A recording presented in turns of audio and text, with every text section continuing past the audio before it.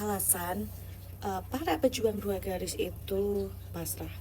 Aku tuh kan sering ya ketemu para pejuang dua garis lainnya dan share, bercerita. Banyak sekali para pejuang dua garis tuh yang sudah di tahap pasrah. Sebenarnya tuh ada yang pasrahnya itu memang udah pasrah banget, tapi tuh yang ada yang pasrah itu kayak pasrah sementara gitu loh. Buat mereka yang udah di tahap pasrah banget tuh, yang memang satu karena usia sudah tidak memungkinkan untuk melakukan tindakan lebih lanjut, yang kedua itu memang karena kondisi medis memang sudah tidak bisa melakukan tindakan-tindakan yang lebih lanjut seperti bayi tabung dan lain sebagainya. Dan yang ketiga itu pasrah sementara ini ya, yang paling banyak itu karena keterbatasan biaya untuk melakukan tindakan atau program lebih lanjut seperti bayi tabung. Banyak sekali yang seperti itu, sudah pasrah. Pokoknya kalau dikasih ya alhamdulillah, kalau enggak ya sudah. Kebanyakan dari mereka itu ya seperti itu karena keterbatasan dana. Memang sih jadi pejuang dua garis itu nggak boleh kiri, dilarang miskin ya, karena semuanya itu memang membutuhkan biaya atau uang. Tahu sendiri karena tidak ditanggung BPJS. Dan tiap pasangan itu pasti membutuhkan biaya yang berbeda-beda ya. Mungkin untuk saya itu hampir seratusan lebih ya, jadi pasti membutuhkan biaya yang banyak.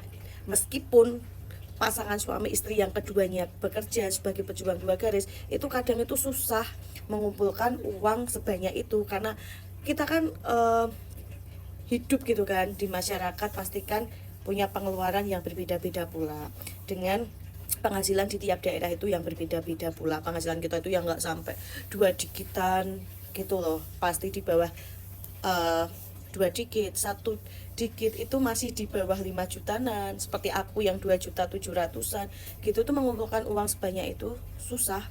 Apalagi kita juga menjalankan usaha kecil-kecilan yang lainnya yang modal itu harus tetap berjalan. Dan kemarin tuh ada yang tanya, Mbak, sebenarnya itu ada nggak sih ya yang bisa membantu para pejuang dua garis gitu kan, yang keterbatasan secara dana gitu kan, untuk melakukan tindakan lebih lanjut seperti bayi tabung. Ternyata aku tuh sudah cari tahu kan ke grup-grup pejuang dua garis, ada nggak sih yayasan yang membantu biaya program bayi tabung, ya mungkin nggak semuanya, berapa persen aja. Ternyata setelah aku tanya-tanya gitu kan, itu nggak ada. Jadi kalian tuh harus berjuang sendiri gitu ya, karena nggak ada yang bakal ngasih kalian tuh donasi. Bener, itu tuh nggak ada yayasan yang membantu para pejuang dua garis yang memiliki kendala biaya dalam program bayi tabung. Ya kamu harus mengumpulkan sendiri. Karena kemarin tuh memang banyak sekali yang tanya-tanya segitu, ada nggak sih ya yang bisa membantu, entah berapa persen aja. Dan setelah aku tanya-tanya ya, para pejuang dua garis lainnya yang masuk di komunitas atau grup-grup pejuang dua garis itu reals nggak ada. Jadi harus bekerja keras. Kadang ya kayak aku tuh kadang di titik pasrah sementara gitu, tapi kalau ketika udah ngumpulkan uang dapat dikit-dikit kayak jadi semangat lagi. Jadi semangat ya guys untuk pejuang dua garis lainnya. Nggak apa-apa buat kalian yang pasrah sementara sambil mengumpulkan uang seperti saya gitu loh. Pasrah sebelum uang terkumpul, semoga kita bisa hamil dan lain sebagainya. Pasti itu kalian tuh punya harapan gitu loh di hati kalian itu seperti itu. Sama seperti saya gitu. Ingat kalian tuh nggak sendiri.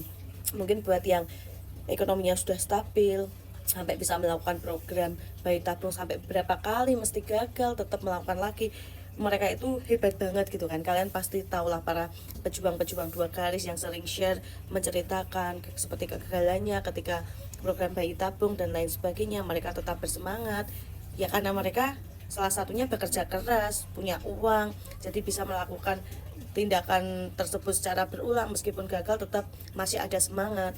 Mungkin kalau kita yang mengumpulkan uang itu susah gitu ya, sekali gagal tuh pasti kalian seperti saya pun gitu pasti langsung down. Makanya perlu yang namanya kita itu mempersiapkan mental apapun yang terjadi.